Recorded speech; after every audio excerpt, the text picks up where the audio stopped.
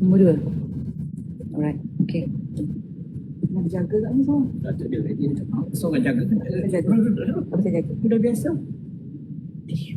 Bagi gua sebentar sikit amin tu. Si amin, ya Allah. Dari apa tadi? Dari apa?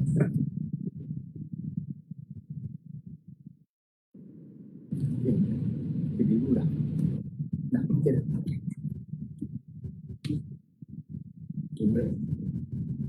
Assalamualaikum dan salam sejahtera. Di sini ada beberapa pengumuman. Bagi warga Dewan, pastikan sila matikan telefon bimbit anda atau menukarkannya ke dalam pengaturcaraan senyap. Mohon agar hadirin senyap ketika majlis berlangsung sebentar lagi. Kerjasama anda amat dihargai dan didahulukan dengan ucapan terima kasih.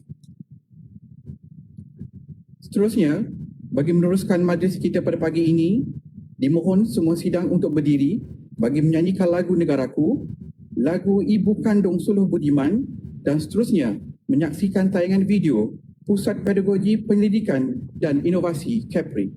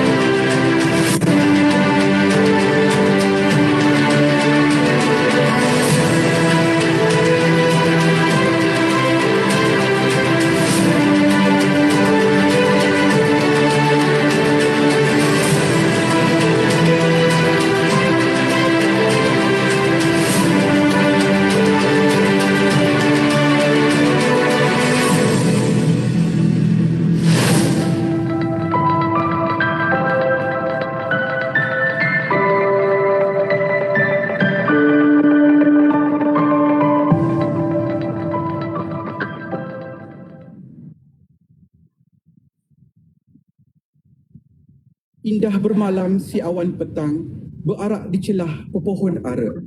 Pemanis kalam selamat datang, awal bismillah pembuka bicara. Masuk dijemput jari bersusun, raja dibaruh dari muara.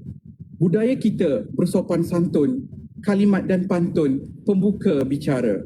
Bismillahirrahmanirrahim. Assalamualaikum warahmatullahi wabarakatuh. Salam sejahtera dan salam keluarga Malaysia. Kita mengalu-alukan yang berbahagia Profesor Dr. Mazita binti Putih, Timbalan Naib Chancellor Akademik dan Antarabangsa Universiti Pendidikan Sultan Idris, yang berbahagia Tan Sri Dato' Sri Profesor Emeritus IR Dr. Sahul Hamid bin Abu Bakar, Ahli Lembaga Pengarah Universiti Pendidikan Sultan Idris, yang berbahagia Profesor Dato' Dr. Radwan Cik Ros, Presiden Majlis Profesor Negara, yang berbahagia Profesor Madya Dr. Abdul Talib bin Muhammad Hashim, Dekan Fakulti Pembangunan Manusia Universiti Pendidikan Sultan Idris, yang berusaha Profesor Madya Dr. Nordin bin Mahmad, Pengarah Pusat Pedagogi Pendidikan dan Inovasi Capri. Seterusnya yang dihormati Dif-Dif Kehormat, Profesor-Profesor, para Dekan Fakulti, para Ketua Jabatan, para penyelaras, seterusnya barisan pensyarah dan hadirin-hadirat yang dikasihi sekalian.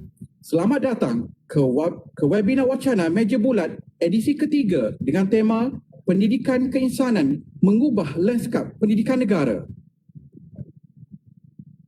Membeli pukat Simpang 4, singgah sebentar di Anjung Batu, tangan diangkat, jari dirapat, doa dipanjat, memohon restu. Hadirin sekalian, bagi memohon limpah rahmat daripada Ilahi, kini marilah kita bersama-sama memulakan majlis dengan bacaan doa. Majlis dengan segala hormatnya menjemput yang berusaha Dr. Muhammad Syahbari bin Osman untuk bacaan doa. Dengan segala hormatnya dipersilakan.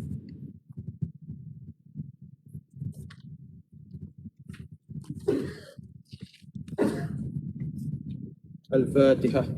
A'udzubillahi minasyaitonir rajim. Bismillahirrahmanirrahim. Alhamdulillah. Iyyaka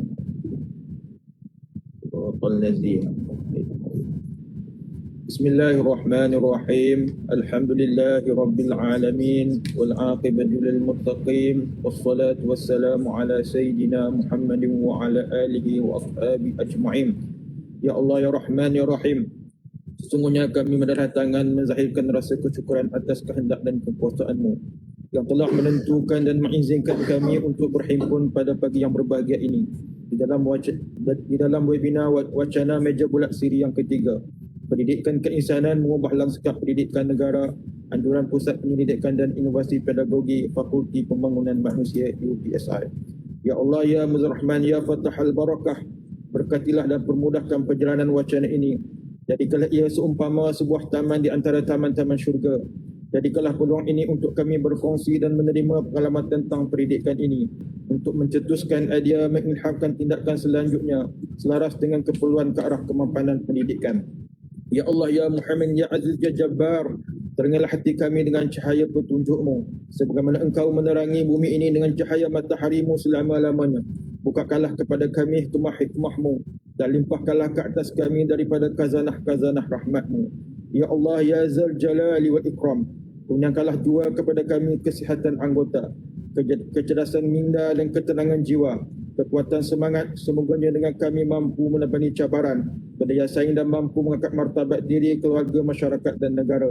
Ya Allah, kurniakanlah kami kekayaan ilmu pengetahuan dan hiasilah diri kami dengan sifat lemah lembut, dan muliakanlah kami dengan ketakwaan dan sempurnakanlah keindahan diri kami dengan panduan akhlak yang terbaik. Ya Allah ya Rahman ya Zal Jalali wal Ikram, jadikanlah kami ya Allah dalam kalangan hamba-Hamba yang beriman dan bertakwa.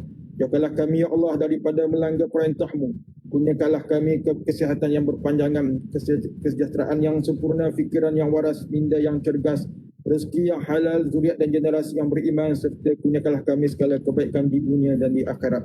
Allahumma ighfir lana dhunubana wallazina sabaquna bil iman wa la taj'al fi qulubina ghillal ladzina amanu rabbana innaka ghafurur rahim. Rabbana atina fid dunya hasanah wa fil akhirati hasanah wa qina azabannar.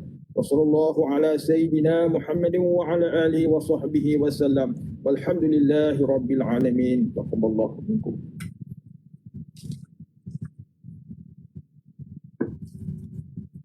Amin, amin, ya Rabbal Alamin.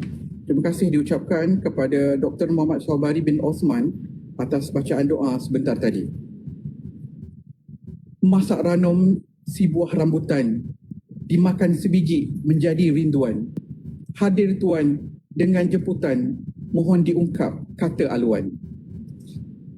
Seterusnya majlis menjemput Yang berbahagia Profesor Dr. Mazita binti Putih selaku Timbalan Naib Chancellor Akademik dan Antarabangsa Universiti Pendidikan Sultan Idris untuk memberikan kata alu-aluan.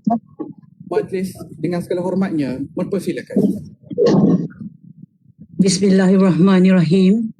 Yang dihormati saudara pengacara majlis, yang berbahagia Profesor Datuk Dr. Radwan Cik Ros, Presiden Majlis Profesor Negara, yang berusaha Profesor Mahia Dr. Nordin Mamat, Pengarah Pusat Pedagogi, Penyelidikan dan Inovasi ataupun KAPRI, Tan Sri, Datuk-Datuk Sri, Datuk-Datuk, Dekan-Dekan dan Ketua Jabatan, Pengarah-Pengarah Pusat, Profesor-Profesor, Pensyarah-Pensyarah Kanan, para pensyarah, tuan-tuan, puan-puan dan seluruh warga UPSI yang saya kasihi sekalian. Assalamualaikum warahmatullahi wabarakatuh dan salam sejahtera. Alhamdulillah, syukur kehadrat ilahi kerana dengan izinnya maka dapat kita bersama-sama dalam webinar wacana meja bulat pada pagi ini anjuran Pusat Pedagogi Penyelidikan dan Inovasi KAPRI Universiti Pendidikan Sultan Idris dengan tema webinar kali ini iaitu Pendidikan Keinsanan Mengubah Landscape Pendidikan Negara. Kesempatan ini saya ingin mengucapkan tahniah kepada semua jawatankuasa yang terlibat di atas penganjuran wacana meja bulat siri ketiga ini.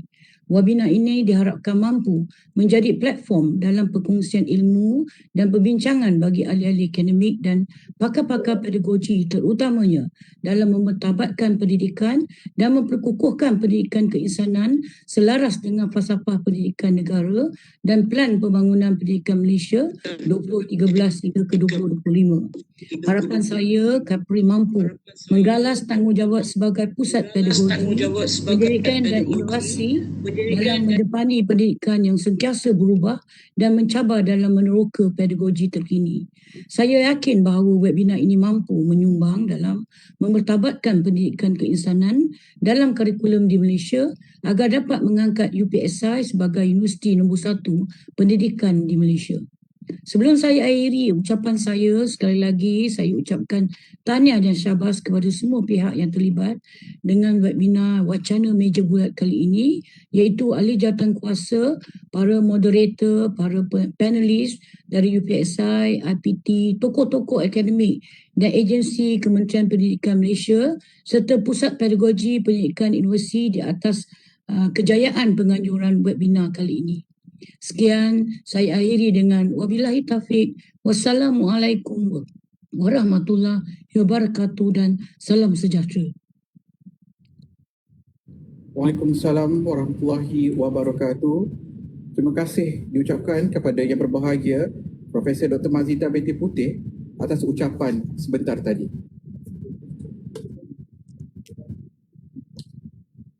Baik, seterusnya bagi meneruskan majlis, sama-sama kita menyaksikan tayangan video korporat Universiti Pendidikan Sultan Idris.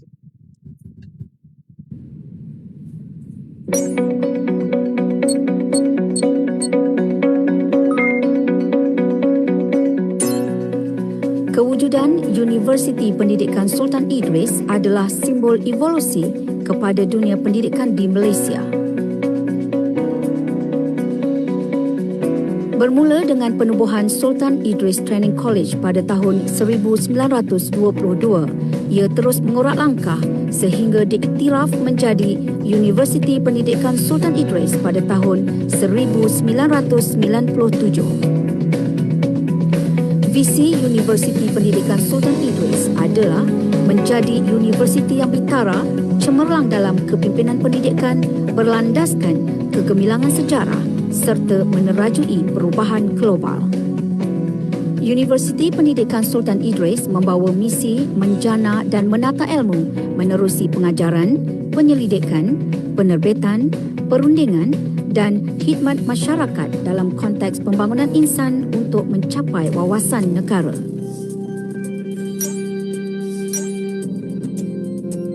Universiti Pendidikan Sultan Idris berkembang semakin pesat dengan wujudnya kampus baru, Kampus Sultan Azlan Shah di Bandar Proton.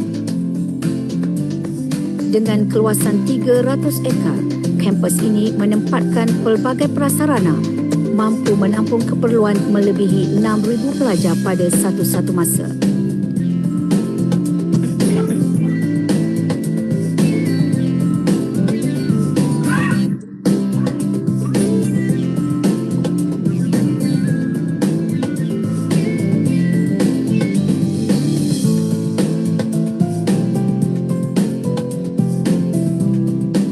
Suasana pembelajaran kondusif dan kelengkapan yang memenuhi keperluan mewujudkan pembelajaran yang berkesan dalam kalangan pelajar Universiti Pendidikan Sultan Idris.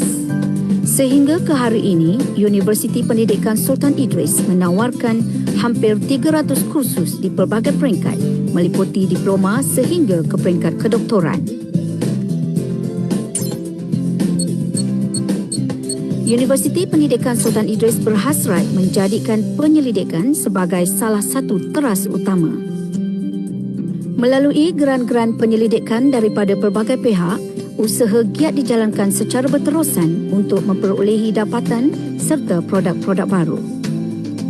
Sehingga kini, Universiti Pendidikan Sultan Idris berjaya mendapat pelbagai pengiktirafan di peringkat negara dan antarabangsa. Selaras dengan matlamat menjadi Universiti Pendidikan terunggul di Asia menjelang tahun 2020, usaha pengantarbangsaan giat dilaksanakan melalui memorandum persefahaman, lawatan akademik dan perkongsian kepakaran. UPSI berhasrat untuk melahirkan individu yang holistik, seimbang daripada segi jasmani, rohani dan intelek. Untuk itu, ia menyediakan pelbagai program pengisian untuk membentuk peribadi pelajar-pelajar. Universiti Pendidikan Sultan Idris akan tetap megah, mengorak langkah mencipta kejayaan, mendepani pelbagai cabaran, menggalas tanggungjawab untuk meneruskan kegemilangannya demi kepentingan negara. Universiti Pendidikan Sultan Idris komited membawa perubahan dalam pendidikan.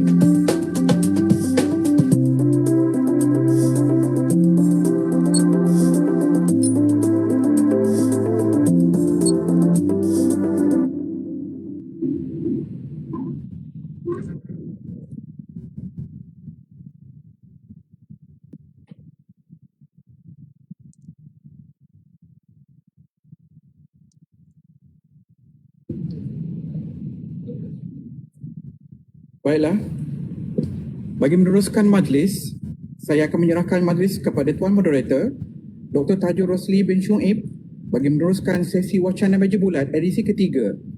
Dengan ini, majlis mempersilakan.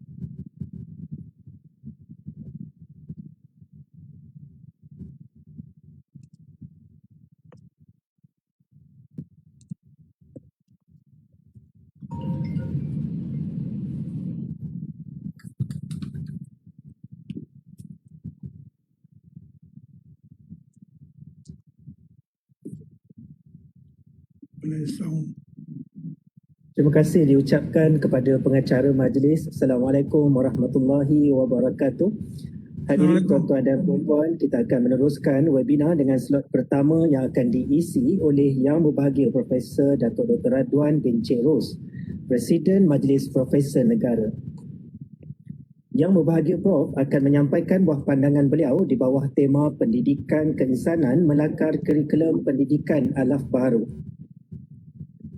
Saya mewakili pihak UPSI dan KEPRI merakamkan jutaan penghargaan buat Yang Berbahagia Prof atas kesudian meluangkan masa bersama dengan kami pada pagi ini.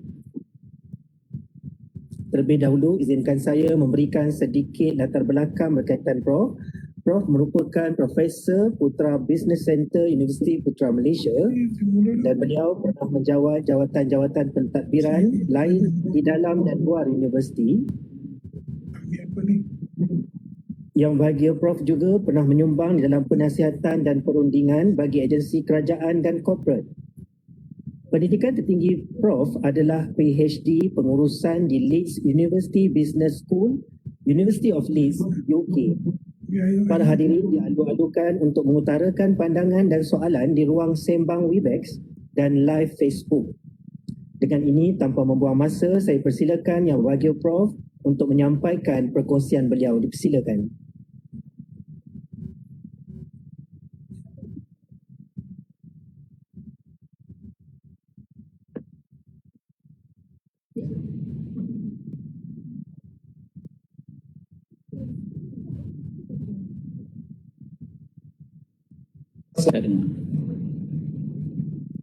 Mute mic tu.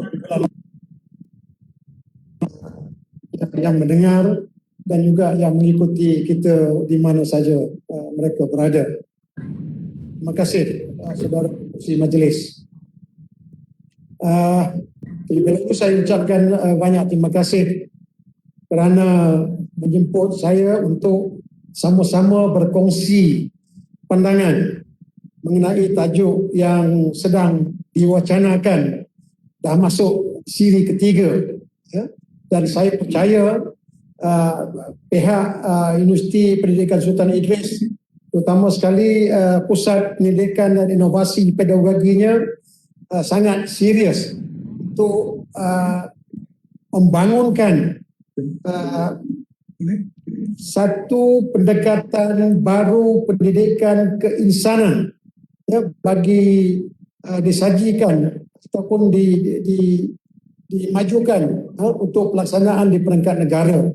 Dan saya percaya usaha ini merupakan usaha yang sangat-sangat penting dan perlu disokong bukan saja oleh kumpulan ini. Mungkin selepas ini kita perlu juga memperluaskan perbincangan kepada pihak-pihak lain yang berkepentingan, ya. Dan saya perlu declare, ya, saya bukan pakar dalam bidang pedagogi. Ya, tadi disebutkan sedikit sebanyak mengenai latar belakang saya. Ya, bidang saya adalah business management, ya, pengurusan perniagaan.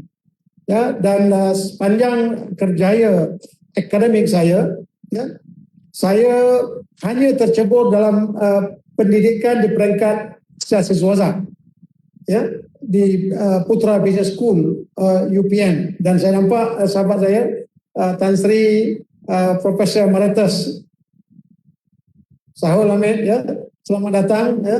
Sepatutnya Tan Sri mulakan dengan kata-kata semangat untuk kita teruskan. Tapi tak apa, ya, saya dah mulakan dulu. Mungkin selepas ini kita dengar apa pesanan dari Tan Sri sendiri, ya.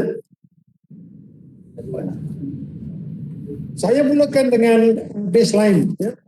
Mana siapa yang pandu slide saya? Pihak sekretariat?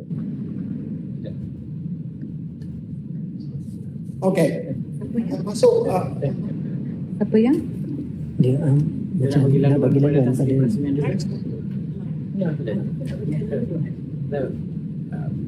next slide. Okey. Setakat ini, ya, apa yang telah diberikan oleh pihak penganjur dalam siri ketiga ini, mereka telah menyediakan satu kerangka pendidikan keinsanan berdasarkan kepada input-input yang diperolehi dari wacana pertama dan kedua mungkin, ya, dan juga mungkin dari sumber-sumber lain, ya. Dan saya dapati ianya telah hampir siap.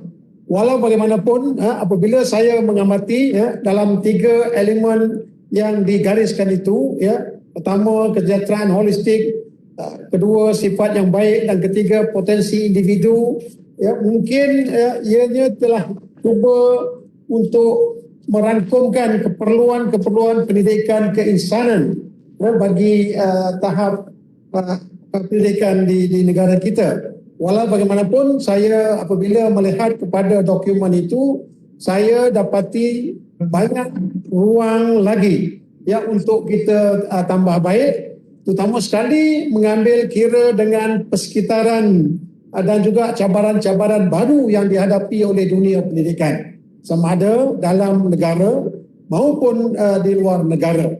Jadi ada keperluan yang sangat besar untuk kita jangan berhenti di sini ya. Pengesahan kerangka pendidikan keinsanan yang saya sebutkan sebagai baseline ini ya, masih kita anggap sebagai work in progress yang perlu kita kemaskinikan, mengambil kira input-input dari pelbagai pandangan dan juga sumber-sumber yang terdapat dalam dan juga luar negara. Cuba kita sepintas lalu melihat kepada kerangka pendidikan keinsanan yang disediakan oleh penganjur tadi. Ya, kesejahteraan diri. Next. Okey. Ini 3 domain ya yang disediakan tadi: kesejahteraan holistik, sifat yang baik dan potensi individu. Ya, yang telah dikenal pasti, dan semuanya mungkin saya dah kira ada 32 item yang telah digariskan. I think secara kasar ia boleh dianggap sebagai satu ramuan untuk menyediakan pendidikan keinsanan yang lebih komprehensif. Tapi seperti apa yang saya katakan tadi ya, ianya masih jauh lagi dari mencukupi dan juga untuk mencapai tahap apa yang perlu untuk sebuah negara, terutama sekali mengambil kira cabaran-cabaran yang dihadapi. Kalau nak ikutkan analogi memasak, umpamanya menu yang dah ada ya, menu masak ataupun pendidikan keinsanan, tapi saya bukan orang pedagogi. Saya ni jenis orang yang jenis masak tak pakai menu dulu Tan Sri ya, pakai air tangan. Air tangan kita ni kita lebih tahu apa yang sesuai. Kita nak tahu mana? Ya, secukup rasa ya yang kita, dan kadang kalau kita ikut menu pun sebenarnya tak seperti apa yang kita harapkan ya. Okey, next. Dan bagi tujuan ini ya, kita tidak boleh lari daripada dokumen-dokumen yang telah sedia ada dan juga yang telah yang boleh kita pandukan dari berbagai-bagai tempat. Dan untuk tujuan pendidikan tinggi negara ini ya, sudah barang tentu 2 dokumen penting yang perlu menjadi bahan rujukan utama ya, Pelan Strategik Pengajian Tinggi Negara. Dan apabila sebut saja ini ya, saya sedikit nervous apabila tokenya ya, Tan Sri Profesor Emeritus Sahul ya, beliau sangat well-versed, sangat fasih mengenai setiap butiran kepada Pelan Strategik Pengajian Tinggi Negara itu, dari semua teras-teras, 7 teras yang ada, 22 critical agenda yang ada, dan juga aspirasi yang dicadangkan untuk memajukan pendidikan tinggi negara. Dan bagi saya yang secara langsungnya terlibat kepada Pelan Strategik Pendidikan Tinggi Negara ini sejak ianya dilancarkan, ianya sedikit lewat dilancarkan pada 2007 dulu. Sebenarnya dokumen ini telah digarap, dibentuk 3-4 tahun sebelum ianya dilancarkan. Ya, saya masih ingat semasa itu satu jawatankuasa apa yang dipanggil sebagai jawatankuasa untuk mengkaji, menyemak dan mencadangkan pendidikan tinggi negara yang diketuai oleh Tan Sri Wan Zahid semasa itu ya. Mereka telah mengelilingi dunia melihat kepada amalan-amalan terbaik dunia, tidak kurang dari 16 buah negara dunia, dan akhir sekali mereka bawa balik 168 recommendation ataupun intipati apa yang dianggap sebagai perkara-perkara yang boleh dipelajari. Yang itulah cabarannya ya, semasa kita mencanai, semasa kita membentuk Pelan Strategik Pengajian Tinggi Negara itu ya, proses libat urus melibatkan seluruh pihak yang ataupun pihak berkepentingan dalam negara. Semuanya didapatkan pandangan, diberi ruang untuk komen dan sebagainya. Akhirnya dibukukan dan dinamakan sebagai Pelan Strategik Pengajian Tinggi Negara yang mempunyai fasa-fasa tertentu, ya, daripada fasa meletakkan batu asas daripada 2007 sampai 2010, kemudian baru kita cipta kegemilangan dan seterusnya, ya, post 2020 semasa itu. Ya, walau bagaimanapun, ya, saya masih ingat semasa itu setiap aktiviti dan pencapaian, ya, diukur, ya, dan dikenal pasti setakat mana institusi terutama sekali daripada institusi awam, sejauh mana mereka melaksanakan tiap-tiap butiran ataupun objektif yang digariskan dalam Pelan Strategik Pengajian Tinggi Negara itu. Saya masih ingat mesyuarat hampir setiap minggu, dan persembahan bukan saja kepada pihak jabatan, kepada pihak kementerian, kepada pihak menteri, malah kepada pihak kabinet juga, ya, melaporkan mengenai pencapaian kita sebagai sebuah negara dalam aspek pendidikan tinggi itu. Jadi saya percaya, ya, ini telah meletakkan satu asas yang sangat kukuh kepada sistem pendidikan tinggi negara kita. Ya, we have already gone through all those process, ya, yang saya rasa merupakan satu titik tolak, ya, yang sangat penting dalam sistem pendidikan tinggi negara. Ya, bagi saya ia mempunyai sumbangan yang sangat signifikan. Apa yang kita ada adalah satu hasil yang telah dicipta oleh semua pihak yang terdahulu itu, bermula pada 2007 dan sebagainya, termasuk umpamanya kita melihat juga kerangka perundangan, ya, mengenai pendidikan tinggi negara ini, ya. Kita perkenalkan Badan Kualiti Jaminan Kualiti, MKA, dan kita ada PTN, ya, dan kita ada juga, ya, Education Global Services 2012 dan sebagainya. Semuanya ini melengkapkan kepada persiapan sebuah negara untuk meningkatkan pencapaian pendidikan tinggi negara. Jadi tak boleh lupa, ya, kita bermula dari sini dan kita bermula dengan sangat kukuh. Ini bila bulan puasa ni saya tak boleh nak terlampau banyak sangat, dan kalau mungkin moderator, ya, kita mungkin boleh bersoal jawab dan sebagainya. Jangan biarkan saya cakap seorang, ya, nanti saya tercekik. Kemudian kalau ada sesiapa nak cakap halfway pun boleh, ya. I'm willing to listen what people have to say, and then I'm willing to answer their concerns and their questions, ya. So ini satu permulaan, dan kemudian ini pun satu perkara lah yang terjadi dalam negara kita apabila perubahan kerajaan, perubahan kementerian, ya, kita tak konsisten, kejap satu, kejap dua balik, kejap satu dan kemudian dua balik, ya. Ini satu perkara yang sebenarnya berlaku dalam sistem pendidikan kita, ya. Kita tak konsisten daripada kementerian yang menguruskan pendidikan tinggi ataupun pendidikan negara, dan saya harap perkara ini menjadi settle, ya, sebab kita dah selesa dengan pendidikan tinggi dan juga pendidikan negara, dan kalau mengikutkan plan strategik pendidikan ini, ya, yang dikaji semula plan pembangunan pendidikan Malaysia, pendidikan tinggi 2013 itu adalah dokumen yang dibuat ekoran daripada perpecahan kementerian.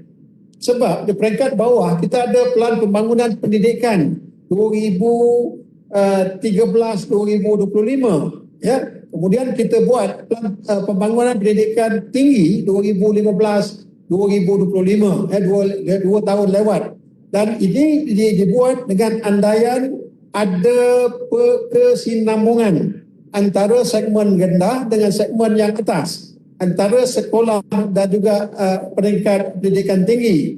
Dia trying to streamline, ya.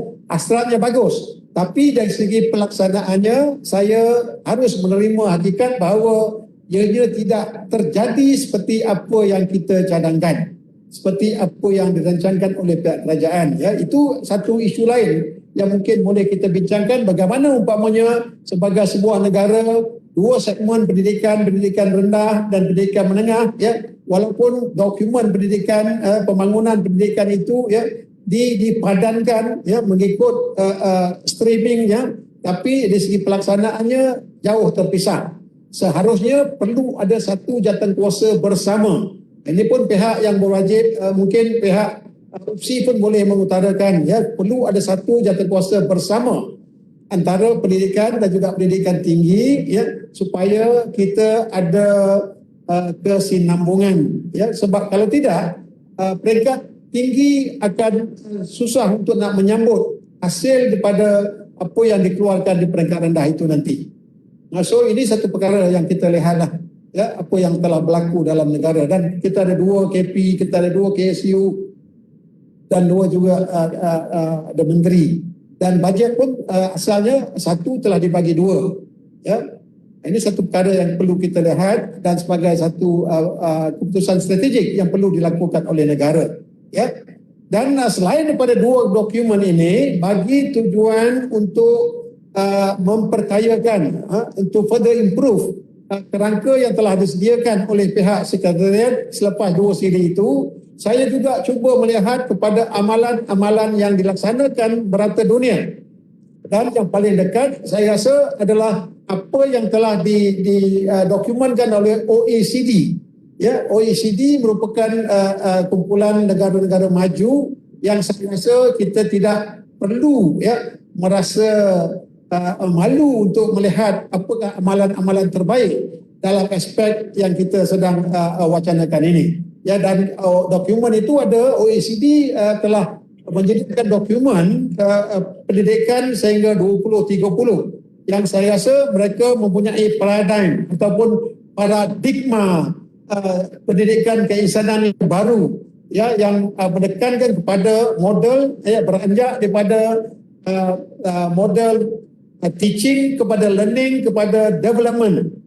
So ini satu perkembangan, ya, daripada pengajaran kepada pembelajaran dan kepada pembangunan, ya, yang telah diutarakan oleh ini dari segi pendekatan saja, ya, tapi sebenarnya apa yang membezakan adalah bagaimana kita benar-benar boleh melaksanakannya itu, ya. Dan dalam masa sama juga saya ternampak, ya, ada juga dokumen yang pernah dilakukan oleh pihak EPU bersama dengan World Bank, ya, dan ini satu dokumen yang saya rasa juga telah dilakukan di Malaysia dan boleh kita jadi rujukan, sebab semasa diperuntukkan bajet untuk itu, ianya adalah untuk tujuan meningkatkan pencapaian pendidikan tinggi negara, yang dibuat secara strategik oleh pihak perancangan ekonomi, ya, yang bekerjasama dengan Bank Dunia.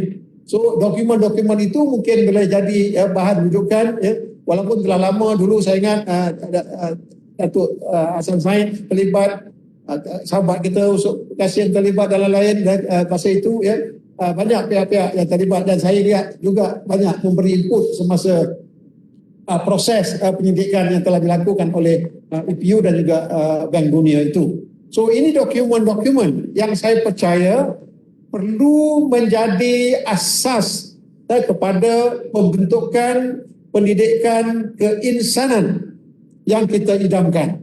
Ya, kita tak boleh terus langgar saja, ya, sebab kita tak boleh juga nak reinvent the wheel, sebab semuanya telah dilaksanakan, ya, dan saya juga galakkan supaya kita cari lagi, ya, amalan-amalan terbaik daripada negara-negara yang mempunyai pencapaian yang baik, ya, terutama sekali dalam aspek pendidikan keinsanan, dan kebanyakan mereka, ya, mereka merujuk kepada soft skills development, ya, that goes beyond the knowledge and skills. Soft skill ni, ya, yang mungkin setara maksudnya dengan pendidikan keinsanan itu. Okay, next. Dan dalam aspek ini, walaupun kita dah ada mungkin kerangka dan sebagainya, cabaran yang paling penting juga yang perlu kita bincangkan secara detail, adakah pendekatan mana yang boleh sesuai untuk kita majukan, ya, pendidikan keinsanan itu, ya. Secara prinsipnya ianya boleh dilakukan secara vertikal dan juga horizontal, ya, a stand alone module ataupun embedded into the existing courses. So yang ini satu perkara yang perlu kita perincikan, ya, mana yang lebih sesuai. Dan dalam konteks pendidikan tinggi kita, ya, kita telah mempunyai ruang yang terlalu sempit untuk kita accommodate, ya, pengenalan modul-modul baru ini. Ya, kalau tidak saya, ya, modul-modul tambahan selain daripada bidang-bidang teras, ya, kita ada 12 kredit yang telah diwajibkan kepada semua pelajar-pelajar. Saya masih ingat dulu semasa kita perkenalkan contohnya kursus keusahawanan yang membawa 2 atau 3 kredit, ya, kita berperi-peri. Kita mencari jalan bagaimana umpamanya untuk diperkenalkan sama ada stand alone course ataupun di-embed kepada semua kursus-kursus yang ada. Cakap senang, ya, untuk kita nak embed ataupun kita rangkumkan dalam semua kursus-kursus cut across all the different discipline, tapi di segi pelaksanaannya saya lihat, ya, apa yang berlaku adalah satu cabaran yang sangat besar. And then at the end of the day, we have created a rose. Kita telah menghasilkan bunga tapi tidak mempunyai bau bunga. Yeah, we call our program, yeah, entrepreneurships, but then it doesn't really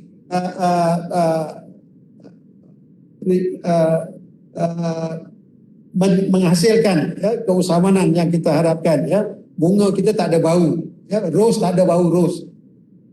Itu satu perkara yang mungkin, ya, pihak terutama sekali pihak UPSI, ya, di bawah jabatan ini, Pusat Pendidikan dan Inovasi Pedagogi ini, untuk melihat dengan lebih mendalam lagi. Ya. Dan dalam masa yang sama juga, ya, saya teringat, ya, semasa zaman-zaman awal universiti dulu umpamanya, ya, kita lebih banyak terdedah kepada informal learning process, ya, yang secara tidak langsung, secara tidak rasmi, yang banyak memberi pembentukan saksiah dan juga pribadi individu-individu dan graduan-graduan. Semasa zaman awal dulu, 60s, 70s, 80s contohnya, ya, pelajar-pelajar ni sedikit bebas untuk beraktiviti di dalam kampus.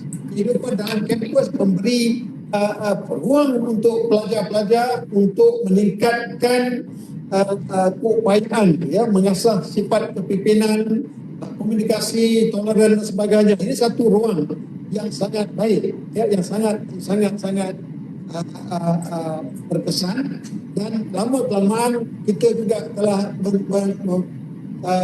menjadikan modul-modul yang berkenaan. Ya, jadi dua pendekatan tadi, formal dan tak formal, yang berlaku, yang mungkin boleh kita fikirkan, ya, yang mana sesuai. Ya. Dan walaupun bagaimanapun, my take on this, I only believe that the informal way of learning, ya, will be more powerful, ya, lebih berkesan, lebih mempunyai ruang untuk membentuk kepribadian, ya, the character building of individual graduates, ya, lebih terbentuk secara informal, ya, apabila mereka diberi ruang. Itu sebab kadang-kadang, ya, aku pun, ya, kita kena lihat secara bersama, ya, bagaimana umpamanya, ya, pelajar-pelajar diberi ruang untuk berkarya, untuk berinovasi, dan kita mengambil kira juga. Saya perasan, ya, aspek pedagogi, ya, apabila kita ada badan agensi kelayakan dan sebagainya, kebanyakan daripada modul-modul itu telah distandardisekan. Standardization ini bagus, tapi dalam masa yang sama sebenarnya ia juga akan mengongkong, akan menjadi seolah-olah hilang yang standard.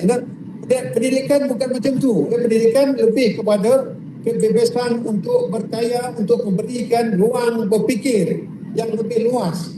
So ini satu perkara yang mungkin boleh kita lihat, termasuk umpamanya bagaimana pelajar-pelajar dilibatkan. Itulah sebab tadi dari proses pengajaran kita bergraduate bertukar kepada pembelajaran student center. learning dan kemudian ya kita ada juga melihat ini yang apa yang disarankan oleh OECD, kumpulan OECD berdasarkan kepada case study yang mungkin kita boleh kongsikan. Saya ada kumpulkan 2-3 case study yang telah menunjukkan bahawa Human Development Paradigm, they call it HDP, ya, yang sangat berkesan, yang sangat powerful untuk memperkenalkan, untuk meningkatkan ya keinsanan, soft skill of our graduates, ya, selain daripada meningkatkan pengetahuan dan juga kemahiran dalam bidang-bidang profesional tertentu.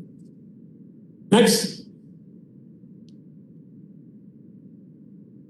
Tak, sebelum itu moderator mungkin boleh ganggu sikit-sikit kalau tak ganggu. Any comments from the floor from pengikut-pengikut? You boleh petik lah mana-mana ada.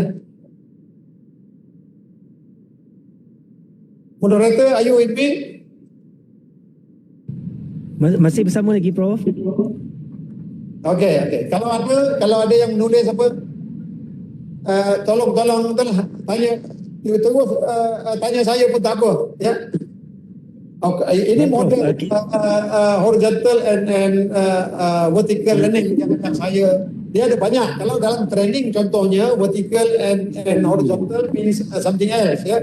Tapi dalam aspek pembelajaran, pengajaran, ya, secara horizontal bermakna ya kita embed dalam existing program, existing courses, dan horizontal stand alone, ya, yang kita perkenalkan sebagai khusus tambahan. Contohnya kalau ada 120 kredit, kalau nak meningkatkan keupayaan ataupun penguasaan keinsanan itu, kita tambah lagi kredit-kredit tertentu dan sebagainya secara vertikal, ya. Next, saya tertarik kepada ini, ya, walaupun kita cerita macam-macam begini pembelajaran. Next, ini buku yang saya rasa sangat-sangat ini telah diulang cetak banyak kali ini, ya. Sebenarnya kita lupa bahawa ya charity begin at home.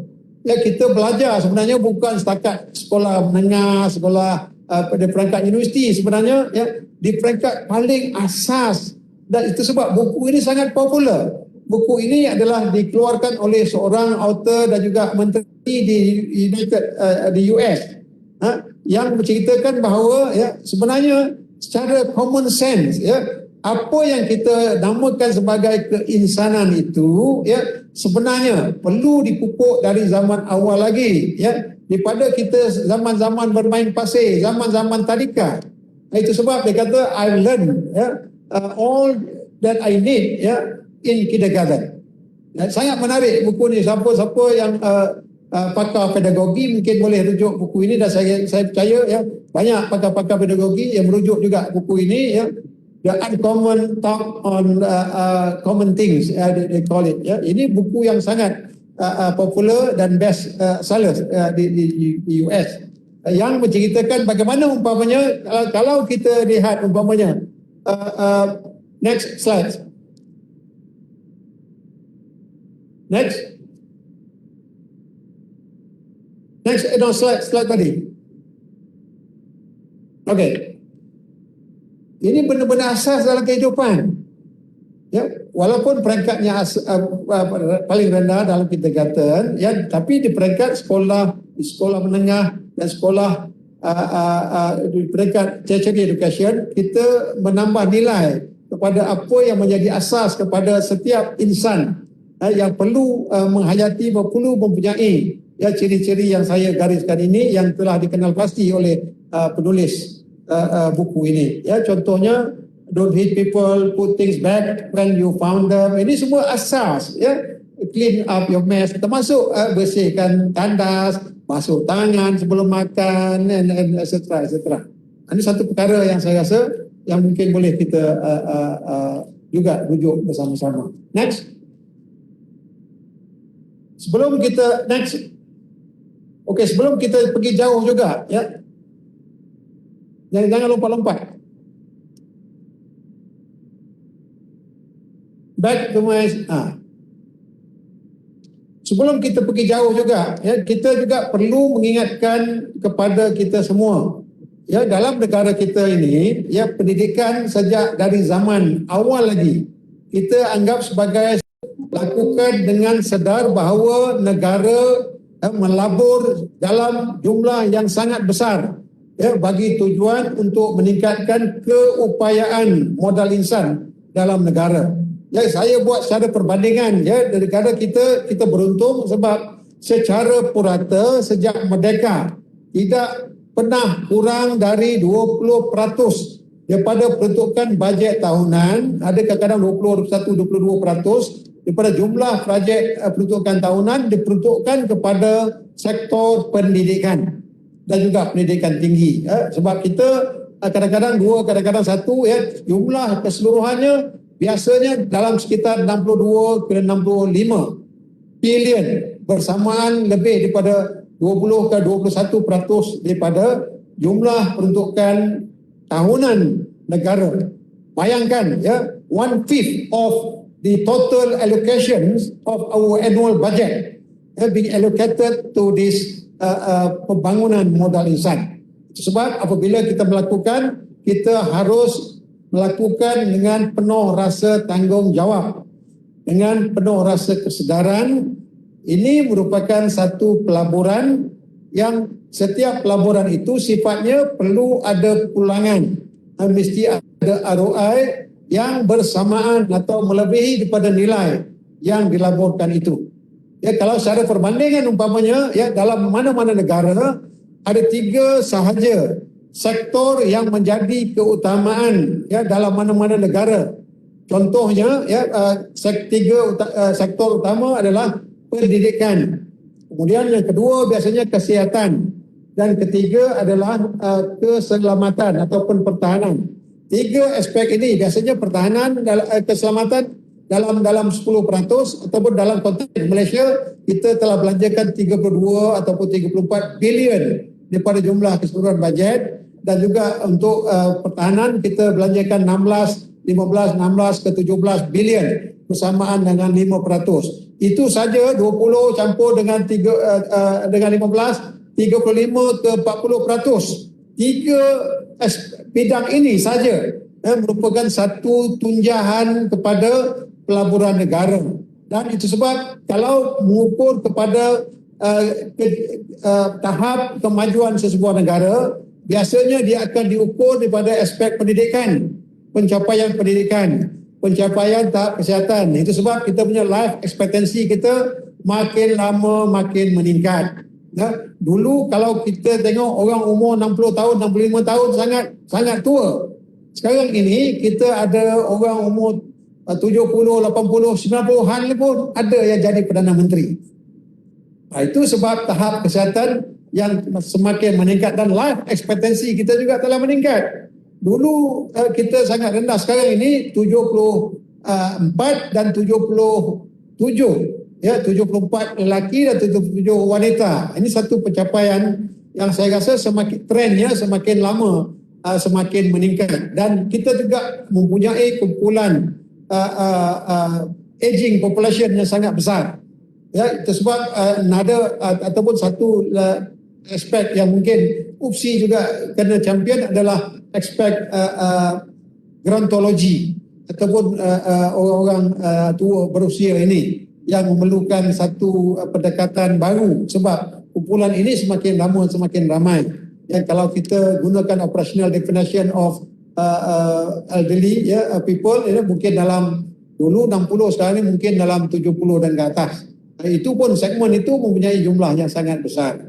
Dan kita lihat konsisten pendidikan, peruntukan pendidikan kita, dan dalam masa yang sama juga kita mempunyai jumlah institusi. Ini pun perlu dipandu sebagai sebuah negara kita mempunyai institusi pendidikan yang sangat banyak sebagai sebuah negara yang secara relatifnya agak kecil dengan 32 bilion population kita mempunyai 20 IPTA, mungkin 45 IPTS bertaraf universiti dan juga cawangan-cawangan universiti luar, dan lebih hampir 400 swasta. Walaupun sekarang ni mungkin ada yang kekurangan IPTS ni sebab zaman post pandemic, tapi secara purata mungkin lebih kurang hampir 400 institusi pendidikan tinggi awam dan swasta yang ada tempat, menyediakan tempat untuk pelajar-pelajar. Tertiary education kita mempunyai lebih kurang 1.3, 1.4 million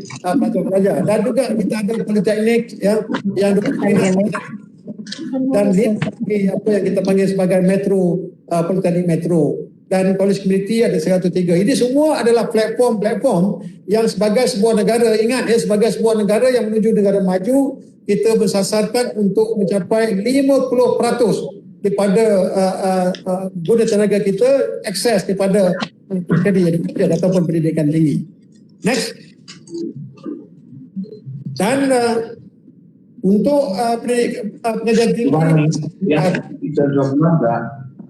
Jangan nunggu Ibu Surati, mau Ibu Surati take off. Jangan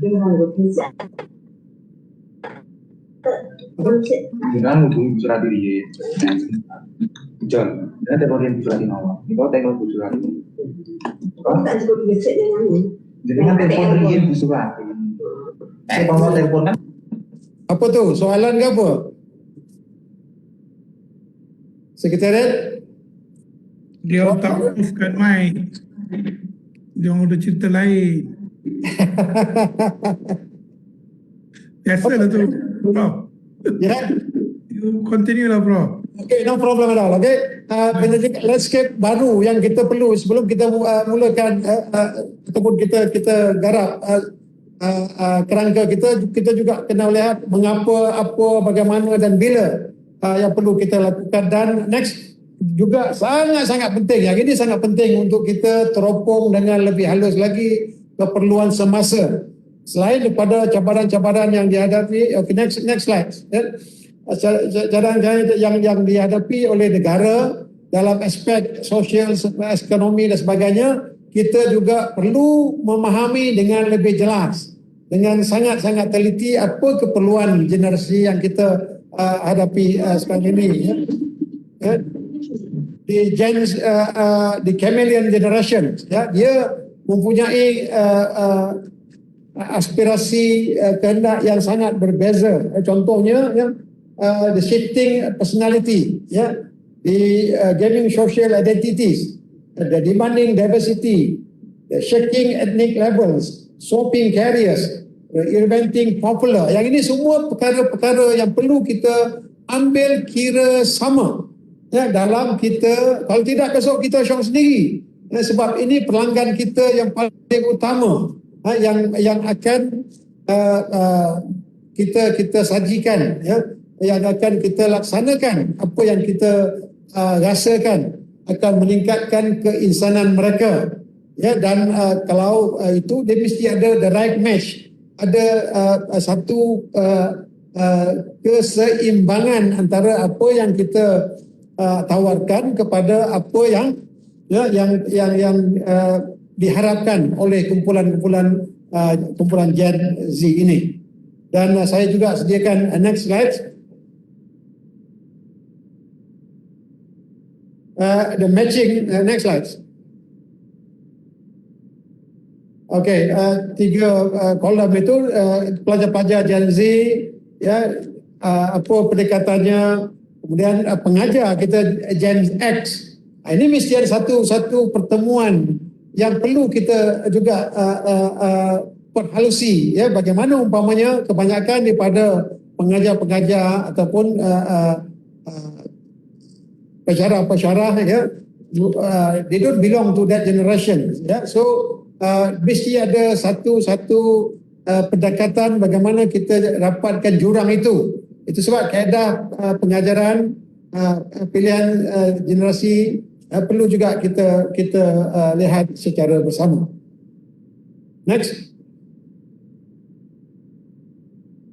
Dan yang ini saya petik daripada apa yang saya dapati daripada OECD report itu, the purpose of education perspective of the development centered paradigm, yang diperkenalkan oleh kumpulan pengkaji daripada Perancis, French. They based on their research or the case study of several institutions, yang mempunyai tanjakan daripada pengajaran, kepada latihan, kepada pembangunan, development centered paradigm, terutama sekali to have people develop their capacities to deal with future uncertainties. Ini satu objektif yang digariskan oleh mereka, to have people develop their capacity to balance the pursuit of self-interest with the obligation to broader societal community, and finally that to have people develop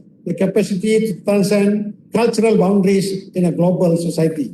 So ini cara kuncinya adalah pembangunan, to develop pelajar-pelajar yang kita akan bentuk itu, dan ini kita akan translatekan into apa saja pendekatan-pendekatan yang akan kita gunakan dalam model pembangunan insan, sama ada secara lateral ataupun vertical, secara formal atau informal, secara student centered ataupun secara teacher centered. Next. Dan saya perkenalkan tadi disebutkan tajuk sekretariat, tapi saya menggunakan pembangunan insaniah sebagai anjakan pendidikan baru. Yang ini mungkin ini tawaran saya lah, pembangunan insaniah, more broader scope, in term of dia punya pendekatan dan juga dari segi ruang dan sebagainya, yang merupakan satu ajakan kepada pendidikan negara. Dan saya juga sediakan satu kerangka baru yang next,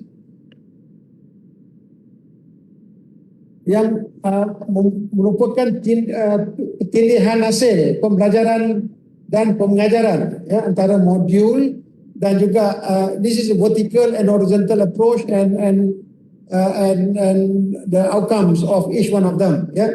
Dan ada 4 teras insaniah yang saya kenal pasti itu, yang mungkin boleh kita lihat yang mengikut urutan. Pertama sekali, we talk about students, of course, yang paling penting adalah kompetensi technical. Ini satu, kalau separuhnya kita boleh dapat 80%, separuhnya 100%. And then at the end, we top up from that 100% itu, kompetensi and technical knowledge on our graduates. Ini wajib. Dan penguasaan wacana ilmu, the scholarly capability, yang itu kena ada kepada semua pelajar-pelajar ini secara outcome-nya. Dan yang domain yang saya cadangkan itu kesedaran nilai kemanusiaan sejagat. Ini satu perkara yang saya rasa yang sedikit tertinggal dalam kerangka yang disediakan oleh pihak sekretariat. Sekarang ini dunia kita dunia tanpa sempadan. Apa yang kita lakukan, nilai kita perlu dipupuk nilai sejagat. Dan saya ingat juga dalam pelan strategi pengajaran tinggi negara ataupun pelan pembangunan pendidikan negara, pendidikan tinggi 2015-2025, ada dimasukkan daripada salah satu daripada lonjakan, iaitu ciri-ciri global yang ingin kita masukkan. Dan ini perlu, tidak boleh lari daripada kerangka yang kita nak bangunkan, kesedaran kemanusiaan. Dan contohnya the cross cultural sensitivity dan juga perkara lain yang berkait dengan keperluan global. Dan at the end of the day, we want to be a global citizens, menjadi warga negara global, yang mungkin boleh menerima cabaran-cabaran yang ada. Dan ini akan diterjemahkan kepada pemikiran, tindakan, mindset graduan yang kita keluarkan. Otherwise, kita akan jadi jago kampung. Dan termasuk juga umpamanya sekarang ini orang hangat mengenai soal bahasa. For me, I have to go beyond the two main languages. Bila masanya umpamanya kita nak menguasai bahasa-bahasa dunia yang lain, di negara-negara lain umpamanya kebanyakan pelajar-pelajar mereka menguasai lebih daripada 2, 3, 4 bahasa asing, selain daripada bahasa kita, bahasa Melayu, bahasa Inggeris, Cina dan India pun kita bisu dan kita tak kita buta, tak boleh faham. Ini satu perkara yang saya rasa kita perlu buka sedikit ya. Dan itu belum lagi kita lihat kepada bahasa ASEAN contohnya. All the 9 ASEAN countries or probably ya di European languages ya. Ini perkara-perkara yang perlu kita beri penekanan dan kita masuk semua dalam proses kita untuk meningkatkan keupayaan ya graduan-graduan kita ya. Bukan saja terhad kepada bahasa-bahasa yang kita biasa lakukan. Dan India, Chinese terutama sekali, ini satu perkara yang saya rasa perlu kita beri penekanan, dan kalau perlu diwajibkan kita wajibkan ya bahasa-bahasa asing ini supaya graduan kita lebih berketerampilan ya. Dan saya percaya the command of languages ya mempunyai satu modal yang sangat besar.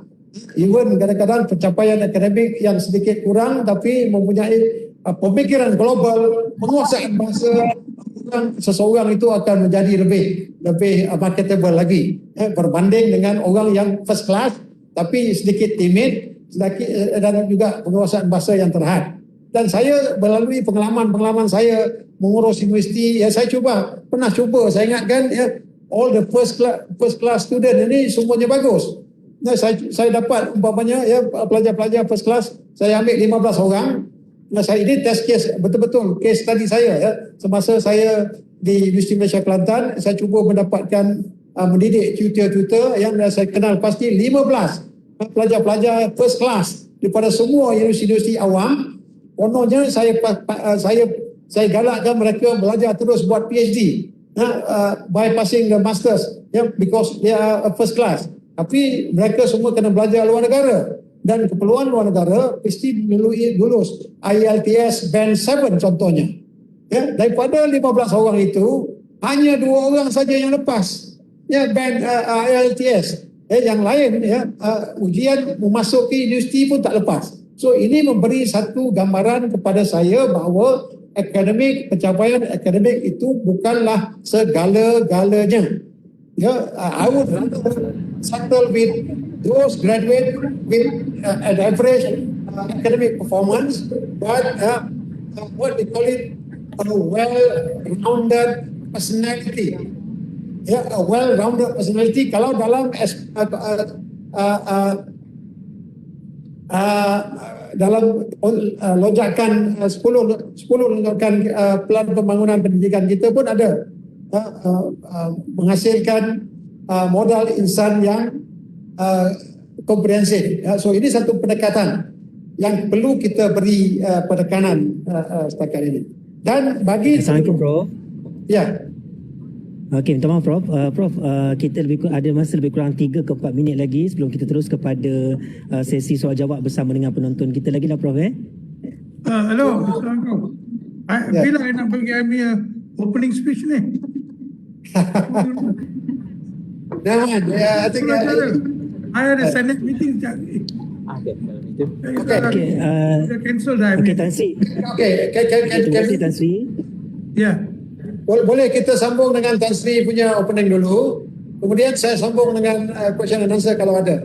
Ya, pada same time, saya sediakan juga untuk sekretariat beberapa kajian kes yang berlaku, yang bagaimana negara-negara OECD melakukan bagaimana pembentukan soft skill ataupun kemahiran insannya ini kepada sistem pendidikan yang kita rasa merupakan pencapaian yang baik. Ini merupakan satu kajian kes saja.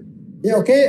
I think I'll stop here. Tan Sri, I'm here. I'm very happy to listen what you have to say, and saya juga akan melayan soalan-soalan jika ada. Terima kasih banyak. Assalamualaikum warahmatullahi wabarakatuh.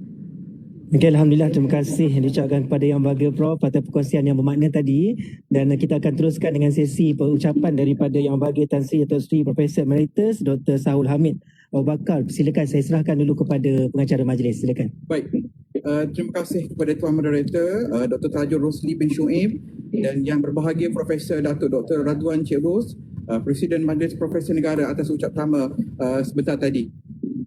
Baik, daun semulur di Pekansari, batang jerami rebah ke bumi, madah dihulur sembah diberi, kata perasmi hajatnya kami. Majlis seterusnya mempersilakan Yang Berbahagia Tan Sri Datuk Sri Profesor Emeritus IR Dr. Sahul Hamid bin Abu Bakar, Ahli Lembaga Pengarah Universiti Pendidikan Sultan Idris untuk merasmikan majlis. Majlis dengan segala hormatnya mempersilakan. Okey, bismillahirrahmanirrahim.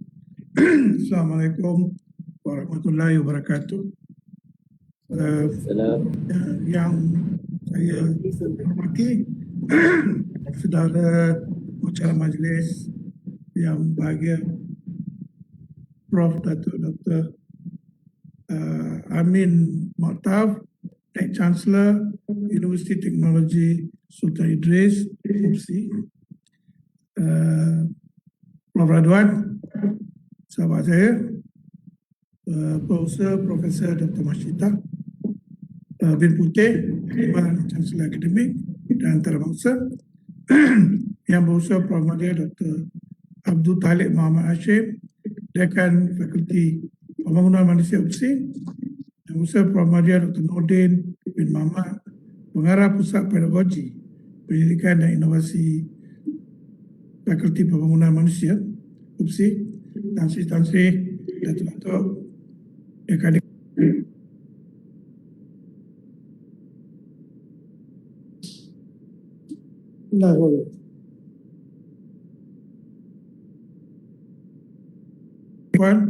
Terusnya opsi number 1 yang dikasihi sekalian. Terima kasih Prof. Radwan bagi laluan kepada saya. Saya sebenarnya sepatutnya berada dalam meeting Senate sejak ini. Terlebih dahulu saya ingin memanjatkan kesyukuran kehadrat Allah SWT kerana dengan limpah kurnianya dapat izinnya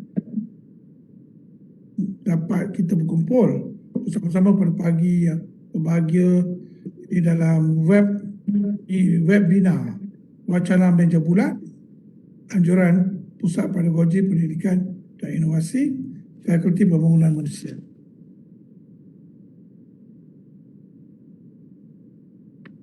Penganjuran sesi penambahan minda seperti ini mestinya memberi satu komitmen yang jelas kepada CPRI yang begitu serius dalam meneroka dan menerjemahkan pedagogi terkini sejajar dengan sistem pendidikan negara.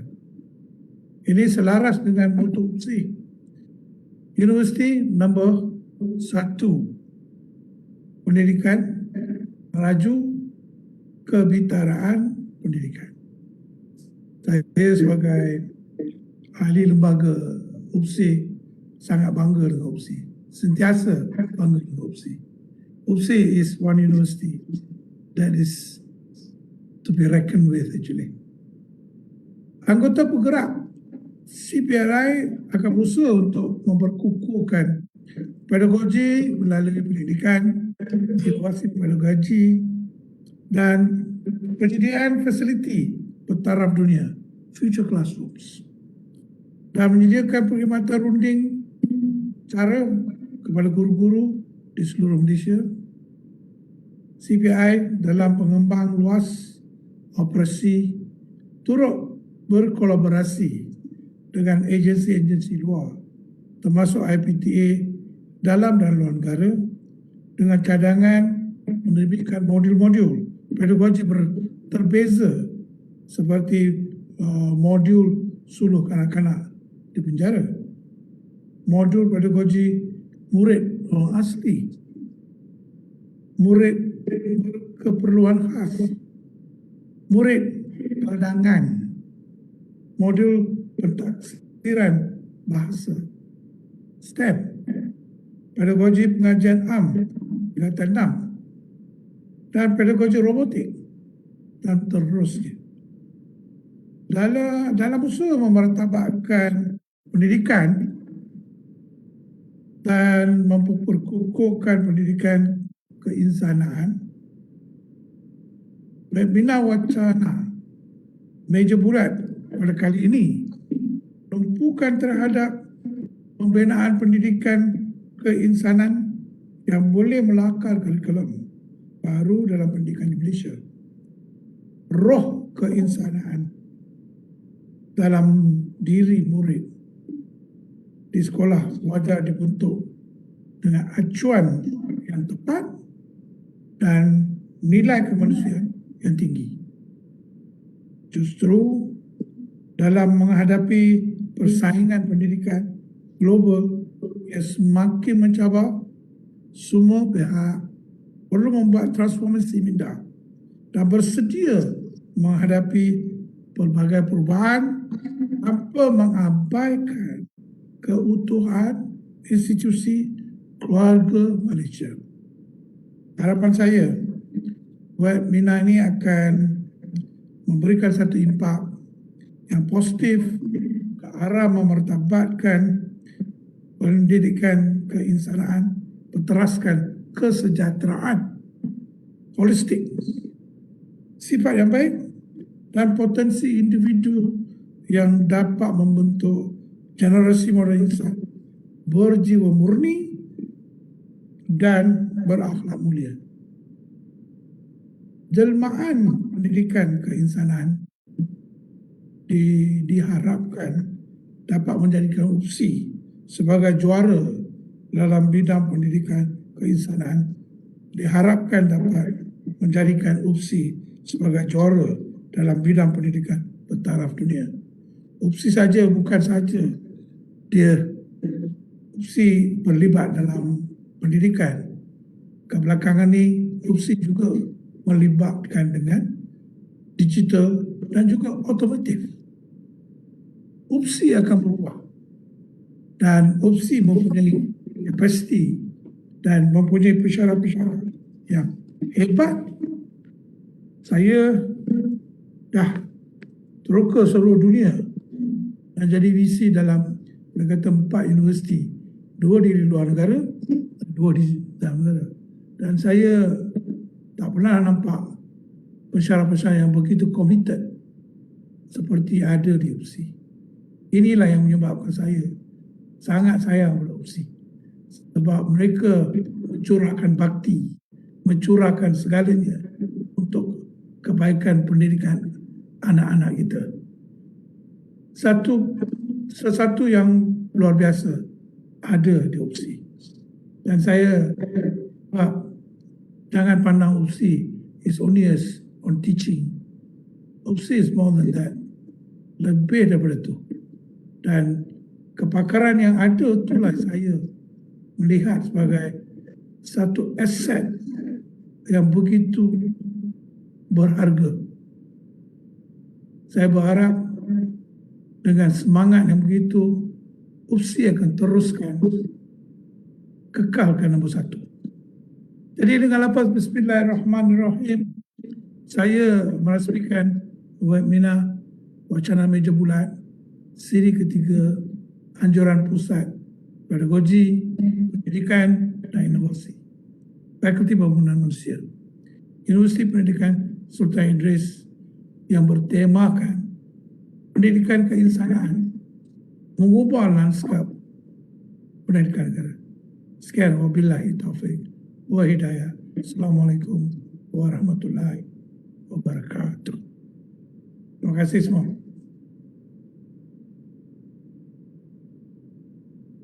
Saya kena cek suara Senat. Terima kasih ya. Terima kasih diucapkan kepada yang berbahagia Tan Sri Datuk Sri Profesor Emeritus IR Dr. Sahul Hamid bin Abu Bakar atas ucapan perasmian sebentar tadi. Semoga kata-kata Tan Sri dapat memberi semangat kepada kami terus melangkah untuk menyelami pendidikan keinsanan, mengubah lanskap pendidikan negara. Baik, bagi meneruskan majlis, saya akan menyerahkan kembali kepada Tuan Moderator Dr. Tajul Rosli bersama dengan Profesor Datuk Dr. Ridwan Cik Ros untuk meneruskan wacana meja bulat dan sesi soal jawab. Dengan segala hormatnya, dipersilakan. Okey, Bismillahirrahmanirrahim. Terima kasih kepada pengacara majlis dan kita akan kembali kepada slot yang pertama tadi iaitu perkongsian daripada Yang Berbahagia Prof. Datuk Dr. Radwan bin Cik Ros. Terima kasih sekali lagi saya ucapkan kepada Yang Berbahagia Prof. Datuk Dr. Radwan bin Cik Ros atas perkongsian yang telah pun diberikan atau dikongsikan tadi. Dan saya secara peribadi mewakili pihak KEPRI juga, dan saya juga secara peribadi mengucapkan minta maaf kepada Yang Berbahagia Prof. Datuk. Mungkin ada sedikit masalah dari segi nak memberikan soalan kerana kami masih lagi menunggukan soalan daripada Webex dan daripada Facebook live kami. Walau bagaimanapun, saya mungkin boleh buka kepada mana-mana daripada peserta daripada Webex ataupun Facebook live kita untuk bertanyakan soalan kepada Datuk, dan mungkin perkongsian itu dapat diberikan oleh Datuk terus daripada soalan yang diberikan tadi. Dipersilakan kalau ada soalan daripada peserta Webex ataupun Facebook live kita, silakan. Secara live, secara live boleh soalan. Live maknanya Webex lah. Kan ada sebut tadi.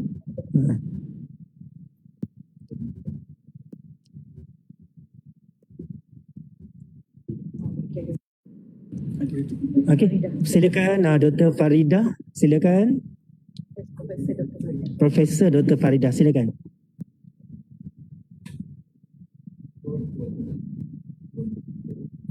Prof. Aminah silakan. Okey, ataupun mungkin kita teruskan dengan Prof. Aminah, silakan. Bismillahirrahmanirrahim. Assalamualaikum warahmatullahi wabarakatuh. Terima kasih Yang Berbahagia Prof. Datuk Dr. Radwan Cik Ros. Satu pembentangan secara holistik mengenai dengan pendidikan tinggi negara. Pada pandangan saya, pendidikan keinsanan ini khususnya yang nak dianjurkan oleh UPSI adalah untuk menghasilkan guru yang mempunyai ciri-ciri keinsanan dan juga keihsanan. Ihsan dan insan, sebagai insan yang mempunyai keihsanan. Ya. So jadi tadi Yang Berbahagia Datuk Prof telah menunjukkan mengenai dengan the future generation Gen Z, ya. Gen Z ini pada pandangan saya, yang saya tahulah ya, kebanyakannya adalah bersifat quite individualistic. Ya, mereka sangat pentingkan dia punya personal rights, without regarding the rights of the community, the rights of the country, the nations and others. Ya. So dia nakkan dia punya personal right or human right. So jadi how do we change that behavior, that kind of thinking that they have in future, so that they become a selfless individuals or future teachers or future workers who would commit themselves in helping others. Ya, so jadi saya rasa mungkin Datuk yang Berbahagia Prof. Datuk mungkin boleh jawab lah kot. InsyaAllah. Terima kasih. Sahabat saya Datuk Mina. Sepatutnya Prof. Mina lah yang mengajar saya mengenai aspek ini, ya. Sebab tak apalah, saya kongsikan sedikit pandangan saya mengenai bagaimana kita menangani Gen Z ini, ya. Seperti yang saya katakan tadi, ya, dalam buku, ya, I've learned whatever that I need, ya, in the kindergarten. Ya, charity begin at home. Ya, sebenarnya perlu kita mulakan dari peringkat yang paling asas, yang paling awal lagi. Bagaimana kita mendedahkan anak-anak kita di peringkat awal? Ya, nak bagi dia berhenti menangis, bagi komputer, bagi handphone. Ya, dan dia akan asyik, ya, dengan itu dan berhenti menangis. Dan apabila itu sebab kadang-kadang tadi yang dikatakan, ya, very individual in terms of dia approach. Kita dulu very outgoing, ya, walasa. Sekarang ni tidak. Ya, dia boleh kunci dalam bilik, duduk seorang pun tak apa, sebab dia ada teman lain. Ini dari mula peringkat asal belum boleh bercakap lagi. hanya boleh tengok gambar, boleh colek-colek dan ini terbawa-bawa sampai peringkat yang lebih atas. Jadi sampai di peringkat sekolah, di peringkat sekolah menengah, malahan peringkat universiti, perkara yang terbawa-bawa dari asal ini sangat liat untuk kita ubah. Ini satu cabaran, ya, bagaimana umpamanya ya di peringkat rendah, kalau pendidikan prasekolah itu kalau ada pendekatan baru, ya mungkin boleh kita sediakan satu pendekatan atau modul khusus untuk itu. Ya, saya percaya prasekolah ada, di peringkat sekolah rendah ada, ya, untuk kita lakukan. Di peringkat atas sebenarnya ya memang kita hanya ada ruang yang sangat sedikit, ya, kalau di peringkat universiti sangat sedikit untuk kita address isu ini. Ya, walau bagaimanapun saya percaya ya dari proses pembelajaran kita, contohnya student centered learning, ya, group exercise dan sebagainya, ini mungkin boleh sedikit sebanyak memecahkan ke silonas itu yang mungkin boleh kita perkenalkan, ya. Dan ini juga banyak sangat bergantung kepada kemahiran guru-guru ataupun pensyarah, ya, bagaimana mereka mengendalikan, ya, kadang-kadang ya, sebab tiap-tiap orang itu, tiap-tiap guru itu pun mempunyai kemahiran yang berbeza-beza, ya, kemahiran ya yang tadi umpamanya Prof. Dr. Aminah sendiri pun sebut, ya, perlu ada dua-dua, ya, keinsanan dan keihsanan. Dua-dua itu perlu ada dalam diri tiap-tiap kita ini, ya, sebelum kita boleh menjadi an effective teachers and also learner. Thank you. Itu pandangan saya saja. Terima kasih. Okey, terima kasih pada Prof. Aminah yang bertanyakan soalan. Terima kasih juga pada Prof. Dato' atas jawapan yang diberikan. Dan mungkin kita boleh buka perkongsian ataupun sebarang persoalan lagi daripada audiens kita di luar sana. Silakan.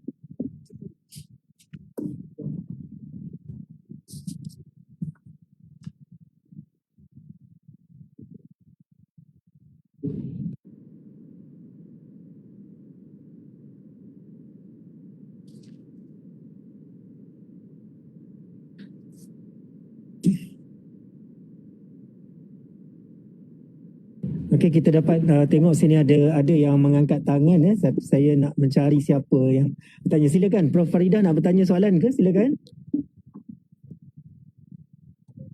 Saya nak tanya soalan. Boleh saya bertanya? Silakan. Okey. Assalamualaikum warahmatullahi wabarakatuh. Salam sejahtera. Nama saya Syakinas, saya dari Fakulti Sains dan Matematik. Saya tertarik dengan apa yang Datuk bentangkan tadi itu. Menarik. Saya pernah dengar Prof. Datuk punya talk waktu semasa Prof. jadi VC di UMK dahulu. So benda-benda itu, elemen-elemen yang Datuk sebut tu timbul pada tahun 2022, which is like Datuk dah predict ke? Itu cerita dia. Bila melihat tadi model yang dinyatakan tadi tu, saya sangat tertarik dan saya nampak ada bahagian yang ditulis humanistic learning theory kat situ. Itu satu lagi elemen yang saya rasa mungkin boleh kita bincangkan seterusnya. Cuma Datuk, saya melihat bagaimana kita kerap sebelum ini melaksanakan kemahiran insaniah. Dan kita mengukur kemahiran insaniah itu dan kita nakkan dalam kelas pelajar-pelajar kita semua melalui proses pembelajaran yang ada elemen-elemen kemahiran insaniah. Persoalan dia, adakah kemahiran insaniah yang kita telah terapkan dahulu itu mempunyai kejayaan? Kalau Datuk rujuk kepada berurus tak berurus tu, kemudian apa threat dia? Apa cabaran-cabaran? Apa threat, ancaman-ancaman yang telah berlaku dari segi pelaksanaan yang terdahulu? Dari segi bagaimana melaksanakannya, bagaimana menilainya, adakah just letak 1, 2, 3 untuk penilaian, ataupun bagaimanakah penerapan tu di dalam kelas masing-masing itu? Adakah dia berkesan dan adakah dia tidak berkesan? Jika tidak berkesan, kenapa? Mungkin Datuk dah ada case yang telah pun dikaji. Mungkin Datuk boleh kongsi. Dan juga bila kita ada satu lagi konsep yang saya rasa tak lari jauh daripada yang apa yang kita nak, yang pernah kita buat, pendidikan keinsanan. Adakah kita melihat juga gap ataupun jurang yang telah berlaku sewaktu implementasi kemaharian insaniah tu? Itu persoalannya. Terima kasih Datuk. Terima kasih Datuk Syakina. Silakan Prof. Silakan yang bagi Prof. Okay, Prof. Syakina, thank you for your questions and to remind me back my time semasa di UMK dulu. Saya sangat percaya kepada empowerment. Ya, kita perlu memberi ruang kepada individu ya untuk membentuk dan juga memilih ya apa yang mereka rasa sesuai untuk diri mereka masing-masing. Every single individual, they are unique by itself. Keunikan ini yang membuatkan ya ruang itu diperlukan. Ya, dan contohnya ya, semasa saya di Universiti UMK dulu ya, kebanyakan program-program yang dilaksanakan adalah berbentuk sukarela. Ya, you ask yourself what actually that you really want. Ya, what is lacking in yourself. Tapi walau bagaimanapun sebagai pentadbir institusi, kita perlu dengan sedar memberi ruang dan merancang bagaimana ruang itu perlu disajikan. Contohnya saya masa pengajaran bahasa Inggeris ya, saya percaya ya, orang kita ni kalau nak belajar bahasa Inggeris dalam kelas dia kekok sikit. Tapi saya bawa ya, all the native speakers from all over the world ya, dari US, dari Australia, dari Britain umpamanya. There are 20 of them altogether. Tapi mereka bukan a qualified English teacher. They are just a native speakers. Yang orang Mak Saleh sendirilah. Sebab budak-budak kita ni lebih selesa kalau nak bercakap dengan anak-anak Mak Saleh ni. They come here not that expensive. Kita bagi dia accommodation, kita bagi dia tiket, kita bagi dia pocket money dah cukup dah. Dan mereka tidak mengambil alih peranan guru-guru bahasa Inggeris kita. Tapi saya bebas mereka merata-rata kampus. Ya, dalam kampus dia pergi berinteraksi dengan pelajar-pelajar, masuk aktiviti dan sebagainya. Saya tidak sedar pelajar-pelajar kita pun terpaksa ya menguasai bahasa Inggeris dan bercakap dan secara nak buat salah pun tak malu. Dan kadang-kadang kita pergi buat tanam koral dan sebagainya, pergi island. Ini semua benda-benda yang you have fun, but at the same time you are learning something. Not only to master language, tapi the human interactions, the cross cultural sensitivity, benda-benda itu semua berlaku dalam proses itu. So kalau dapat ini kita lakukan secara informal. I always believe on this informal thing. Yeah, it can be very very powerful. To develop or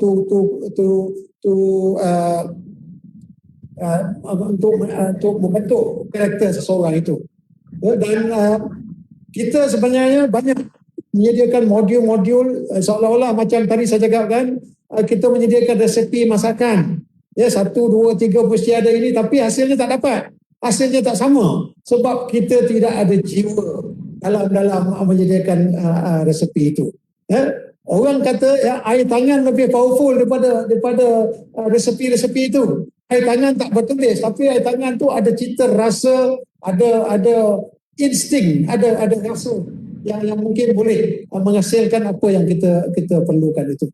Pengalaman umpamanya you cannot buy the experience ya. Sebab ya pensyarah-pensyarah ini over time dia akan lebih pengalaman, dia lebih tahu bagaimana untuk handle perkara ini. That's my take on that, Prof. Thank you. Okey, terima kasih Prof atas respon ataupun ulasan yang telah pun diberikan tadi.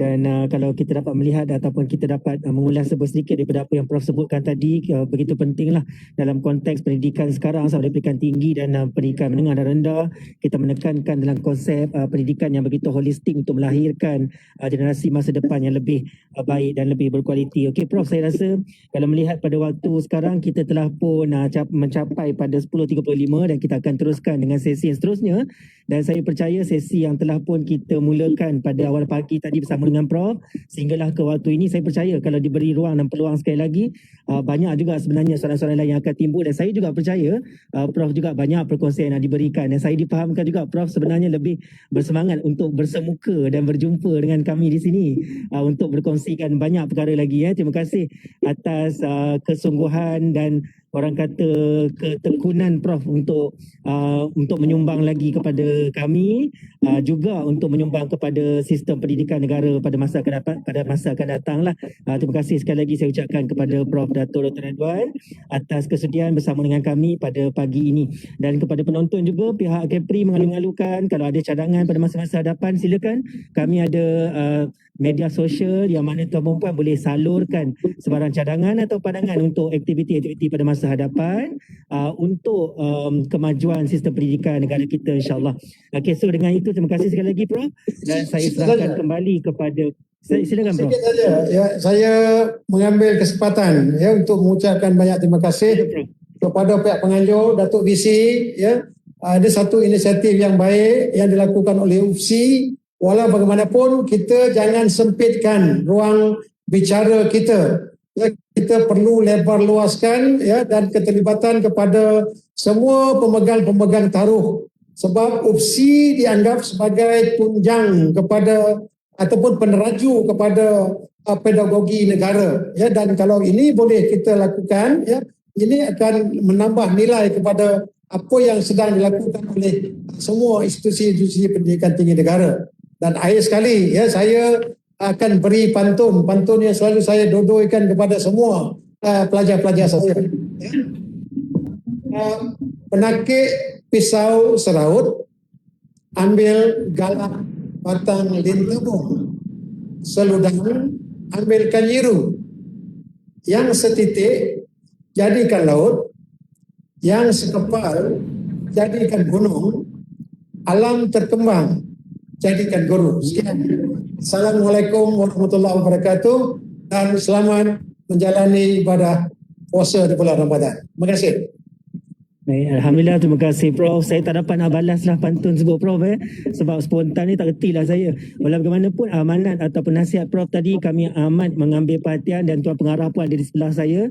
InsyaAllah kita akan adakan, dan sekali lagi juga saya mengalung-alungkan daripada publik di luar sana untuk mengutarakan sebarang cadangan kepada pihak kami. Terima kasih sekali lagi Prof. Terima kasih. Dengan ini saya serahkan semula kepada pengacara majlis. Silakan. Baik, terima kasih diucapkan kepada Tuan Moderator dan Yang Berbahagia Profesor Dato' Dr. Radwan Cik Ros, Presiden Majlis Profesor Negara sebentar tadi.